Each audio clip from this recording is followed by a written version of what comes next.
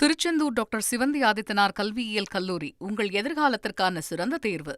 சாதி அடிப்படையில் பொது மத விழாவில் ஏற்ற தாழ்வுகளை அரசியலமைப்பு ஏற்கவில்லை என மெட்ராஸ் உயர்நீதிமன்ற மதுரை அமர்வு கருத்து தெரிவித்திருக்கிறது. விவரங்களோடு இணைகிறார் நமது செய்தியாளர் மாரிச்சாமி. வணக்கம் மாரிச்சாமி, எந்த வழக்கின் அடிப்படையில் இந்த கருத்து தெரிவிக்கப்பட்டிருக்கிறது? முழு விவரங்கள். சாதி அடிப்படையில் மத விழாக்களில், அதாவது கோவில் விழா, பள்ளிவாசல் விழா போன்ற மத விழாக்களில் ஏற்ற தாழ்வினை அரசியலமைப்பு சட்டம் அங்கீகரிக்கவில்லை.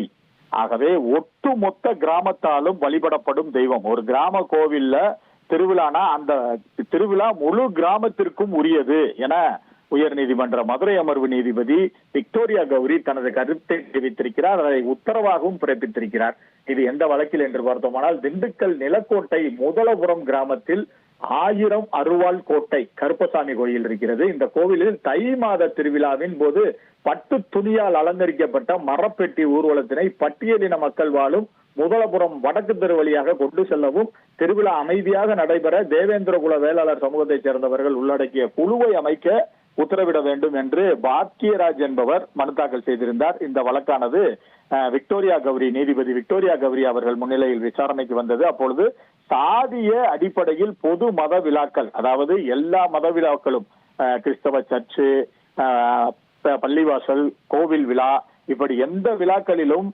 ஏற்றத்தாழ்வுகளை அரசியலமைப்பு சட்டம் அங்கீகரிக்கவில்லை. ஒட்டுமொத்த கிராமம், ஒரு கிராமம் கும்பிடும் கோவில் விழா தெய்வம் அந்த முழு கிராமத்திற்கும் சொந்தமானது.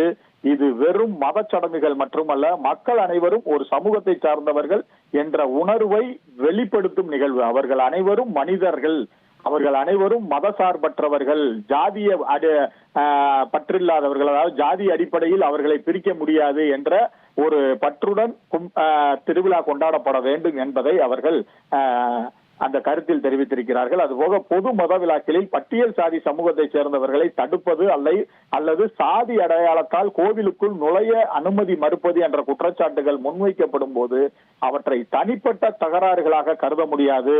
இது கிராமத்தில் நடைபெறும் கோவில் திருவிழா என்பது வெறும் மத நிகழ்வு மட்டுமல்ல, திருவிழா மக்களை விலக்கி வைக்கும் கருவியாக மாறினால் சமூக வழிபாட்டின் நோக்கமே தோல்வியடைந்து விடும். அதாவது சமூக நீதி அப்படின்னு சொல்றதோட நோக்கமே தோல்வியடைந்து விடும். அப்படிலாம் அவங்க கருத்தை தெரிவிச்சு, எனவே மனுதாரர் கோரிக்கை தொடர்பாக திண்டுக்கல் மாவட்ட ஆட்சியர் விரிவான விசாரணை நடத்தணும்.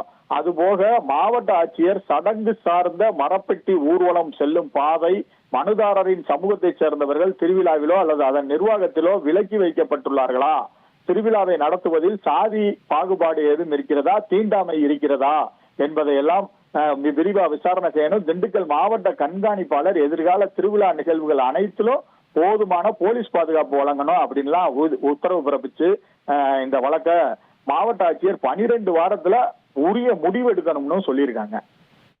விவரங்களுக்கு நன்றி மாரிச்சாமி. திருச்செந்தூர் டாக்டர் சிவந்தி ஆதித்தனார் கல்வியியல் கல்லூரி உங்கள் எதிர்காலத்திற்கான சிறந்த தேர்வு.